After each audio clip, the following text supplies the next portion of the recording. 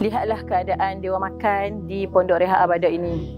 Sangat menyedihkan. Saya sendiri terkejut melihat lantai yang masih lagi bertanah merah. Anak-anak di dalam ni belajar dan tinggal dalam keadaan yang serba kekurangan. Fasilitis Dewan Makan sangat menyedihkan. Kalau hujan memang tempias masuk, basah.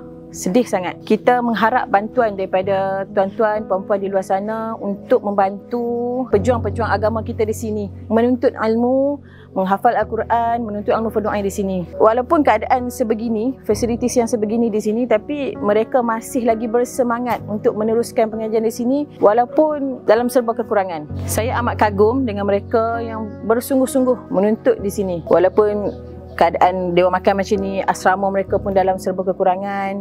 Jadi saya memohon jasa baik daripada tuan-tuan, puan-puan di luar sana. Sebagai saudara seagama, marilah kita sama-sama membantu Pondok Rehat Abada yang disediakan oleh Yayasan Abada ini. Sumbangan tuan-tuan dan puan-puan walaupun sekecil mana pun mampu memberi perubahan dalam kehidupan mereka untuk mereka terus mencapai cita-cita mereka. Setiap infak adalah satu langkah kita untuk memperbaiki masa depan anak-anak di sini, insya-Allah. Dan saya berharap tuan-tuan dan puan-puan tidak merasa ragu untuk memberi sumbangan di sini, kerana di sini adalah sebenar-benarnya pondok dan tiada penipuan yang dilakukan di sini. 100% bukan skamer.